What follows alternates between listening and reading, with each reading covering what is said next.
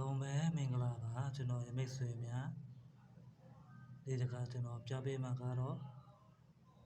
လုံးပိုင် site နဲ့ site ပေါ့နော်ပြီးတော့ကျွန်တော်ရမိတ်ဆွေများကျွန်တော်ရဲ့ဗီဒီယိုကိုကြိုက်နေတဲ့တယ်ဆိုရင်ကျွန်တော်20လေးကို like ကြည့်ပေးကြပါကျွန်တော်တို့စားလိုက်အောင်ကျွန်တော်တို့ထွက်ထားတဲ့ဒီ9တက်လေးပြီးတော့6တက်နေပေါ့နော်ဒီ9တက်လေးတက်နဲ့လေးပြီးတော့ဒီနေပေါ့နော်တက်လေးနေကျွန်တော်တို့ဒီတက်လေးနေ3လုံးပေါင်းလိုက်တော့ခုန်လို့ရပါတယ်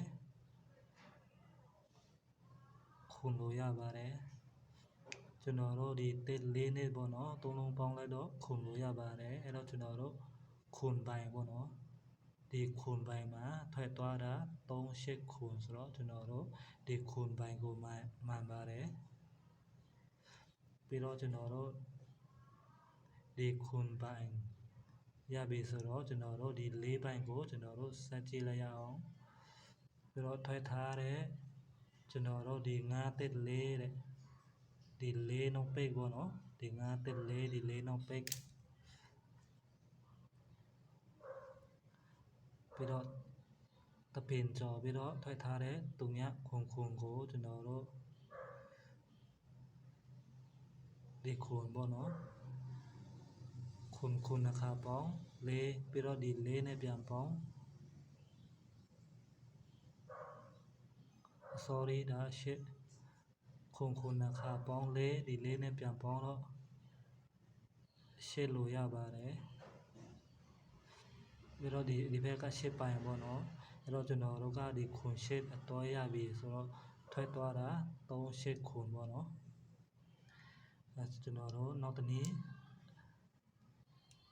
ထပ်ဆက်သွားလိုက်အောင်တော့ထွက်ထားတဲ့ဒီ6တင်နဲ့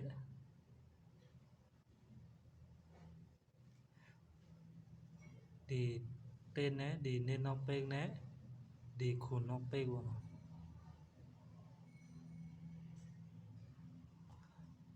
တက်နေခုန်3လုံးပေါင်းလိုက်တော့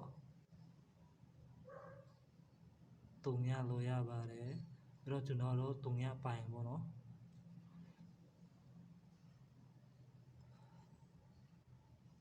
တော့ကျွန်တော်တို့တုံညပိုင်ထွက်သွားတာခုန်တုံညဆိုတော့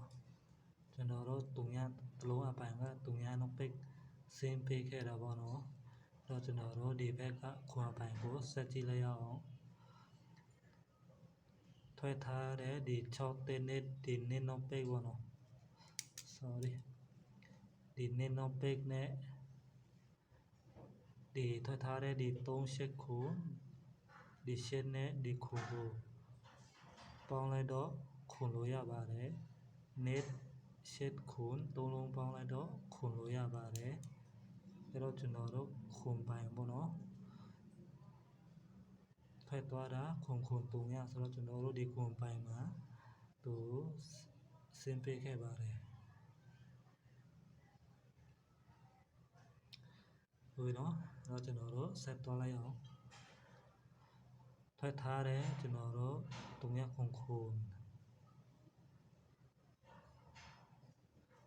ဒီခုန်နှလုံးပေါင်းလိုက်တော့4လို့ရပါတယ်ပြီးတော့ဒီခုန်ထွက်ထားတဲ့ဒီ38ခုဒီခုန်နောက်ပိတ်ပေါ့နော်ခုန်3လုံးပေါင်းလိုက်တော့တက်လို့ရပါတယ်အဲ့တော့ကျွန်တော်တို့ဒီတက်တစ်လုံးအပိုင်းကိုထွက်သွားတာတက်4တဲ့ဒီတက်စီသူချပေးခဲ့တာပေါ့နော်အဲ့တော့ကျွန်တော်တို့ဒီတက်ပိုင်းလဲမှန်ခဲ့ပါတယ်အဲ့တော့ကျွန်တော်တို့ဒီ4အပိုင်းကိုဘယ်လိုရလဲဆိုတော့ကျွန်တော်တို့ဆက်ကြည့်လိုက်ရအောင်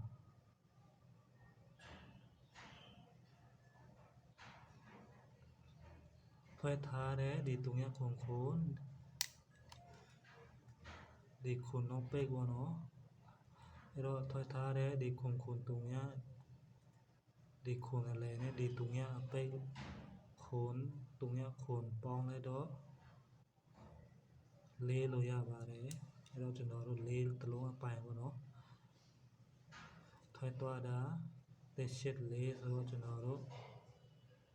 ဒီတက်လုံးပိုင်းဒီလေးလုံးအပိုင်းနဲ့သူစက်မှန်ခဲ့တယ်ပေါ့နော်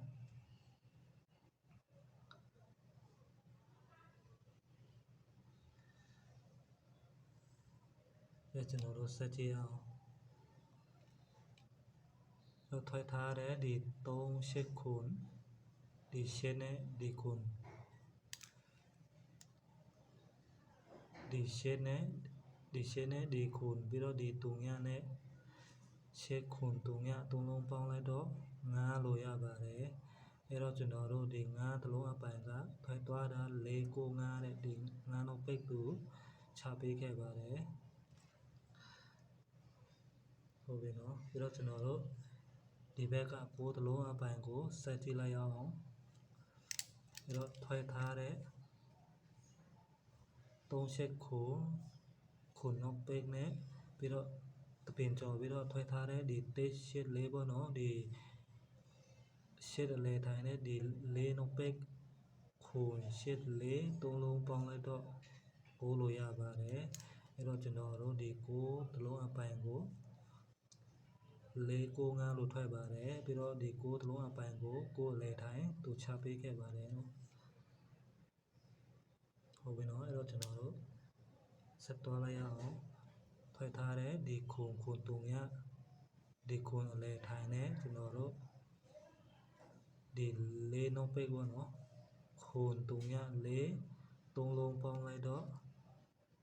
တစ်တလုံးအပိုင်လို့ရတာပေါ့နော်အဲ့တော့ထွက်သွားတာနေတစ်လေးတဲ့ဒီတစ်တလုံးအပိုင်ကတစ်အလဲသူချပေးခဲ့ပါတယ်ဟုတ်ပြီနော်အဲ့တော့ကျွန်တော်တို့ဒီဘက်ကလေးတလုံးအပိုင်ကိုဆက်ကြည့်လိုက်ရအောင်ထွက်ထားတဲ့ဒီခုတုံညဒီတုံညအပိတ်နဲ့ပြီးတော့ထွက်ထားတဲ့တပင်ကျော်ပြီးတော့ထွက်ထားတဲ့ဒီ495ဒီ9အလဲထိုင်နဲ့ဒီ9နောက်ပိတ်ပေါ့နော်တုံည95 3လုံးပေါင်းလိုက်တော့4လို့ရပါတယ်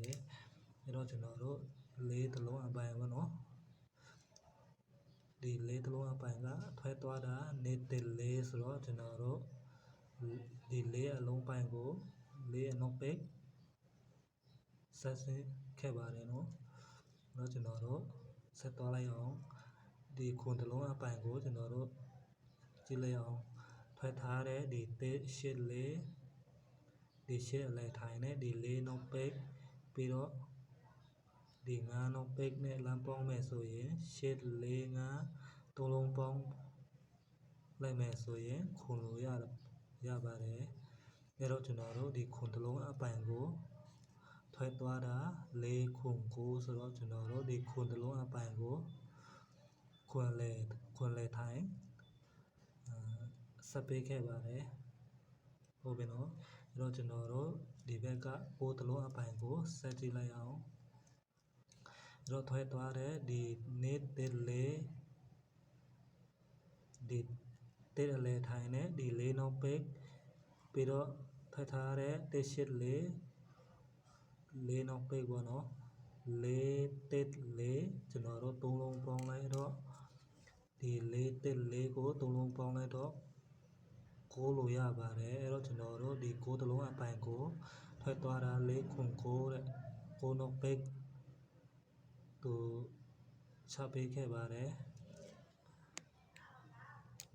ဟုတ်ပြီနော်ကဲဒီတစ်ပတ်အတွက်ပေါ့နော်ဆက်ပေးမယ်ဆိုရင်ကျွန်တော်တို့ကရမှာပေါ့နော်အလုံးပဲကျွန်တော်တို့ကာနဲ့တိုက်ဆိုင်ပါတယ်အဲ့တော့ကျွန်တော်တို့ဆက်ကြည့်လိုက်အောင်ဒီရှစ်တလုံးအပိုင်ကိုကျွန်တော်တို့အရင်ကြည့်လိုက်အောင်ထွဲထားတဲ့ဒီ495ပေါ့နော်ဒီ9အလဲထိုင်တဲ့ဒီ9နောက်ပိတ်ပြီးတော့ထွဲထားတဲ့နေတဲ့4ဒီ4နောက်ပိတ်ပေါ့နော်954 3လုံးပေါင်းလိုက်တော့8လုံးပိုင်ရတော့ဗောနော်ဒီတစ်ပတ်8တလုံးအပိုင်ဟုတ်ပြီနော်ပြီးတော့ဒီ1တလုံးအပိုင်ကိုကျွန်တော်တို့ဆက်ကြည့်လိုက်ရအောင်အဲ့တော့ထွဲထားတဲ့ကျွန်တော်တို့ဒီ495ဒီ9နောက်ပိတ်ဗောနော်ဒီ9နောက်ပိတ်နဲ့ပြ ပြီးတော့တပင်ကျော်ပြီးတော့ထွက်ထားတဲ့ဒီလေးခွန်ကိုဒီခွန်အလဲထိုင်ဒီကိုနောက်ပိတ်နဲ့လမ်းပေါင်းမဲ့ဆိုရင်ဟုတ်ပြီနော်ဒီငါးနောက်ပိတ်နဲ့ဒီခွန်လဲထိုင်ဒီကိုနောက်ပိတ်ငါးခွန်ကိုသုံးလုံးပေါင်းလိုက်မယ်ဆိုရင်တိတ်လို့ရပါတယ်တော့ကျွန်တော်တို့တိတ်တလုံးအပိုင်ရတာပေါ့နော်အဲ့တော့ကျွန်တော်တို့ကဒီဘက်ကစစ်တလုံးအပိုင်ပြီးတော့ဒီဘက်ကတိတ်တလုံးအပိုင်အဲ့တော့ကျွန်တော်တို့ရှစ်တစ်ကိုတကယ်တော့မဖောက်ဘူးဆိုရင်ကျွန်တော်တို့ကရှစ်တစ်အတွဲပေါ့နော်ဟောဒီရှစ်တစ်အတွဲကိုကျွန်တော်ရွေးပေးထားတဲ့ထိုးခွဲကတုံရရှစ်တစ်တဲ့ခွန်ရှစ်တစ်တဲ့ပြီးတော့နေရှစ်တစ်တဲ့ရှစ်တစ်တဲ့ပေါ့နော်ကျွန်တော်ရွေးပေးထားတဲ့လေးခွဲကိုကြိုက်နေတတ်တယ်ဆိုရင်ကျွန်တော်မိတ်ဆွေများထိုးပေါ့နော်မကြိုက်ဘူးဆိုရင်မထိုးပါနဲ့ကျွန်တော်မတိုက်ဘူးပါဘူးအဲ့တော့ကျွန်တော်တို့ကဒီတွဲနေဆက်ပေးဆက်မှမယ်ဆိုရင်ကျွန်တော်တို့ကရှစ်တဲ့အတွဲရတာပေါ့နော်ဟုတ်ပြီနော်ဒါကကျွန်တော်တက်ရွေးပြီးတော့ကျွန်တော်ထိုးခွဲလေးခွဲလေးခွဲကိုရွေးပေးထားပါတယ်ကြိုက်နေတတ်တယ်ဆိုရင်ထိုးပေါ့မကြိုက်ဘူးဆိုရင်မထိုးပါနဲ့ကဲကျွန်တော်ဗီဒီယိုကိုအလုံးပဲနားလည်ပြီးတော့ကြည့်ရှုပေးတဲ့သူတိုင်းကျွန်တော်အလုံးပဲကျေးဇူးတင်ပါတယ်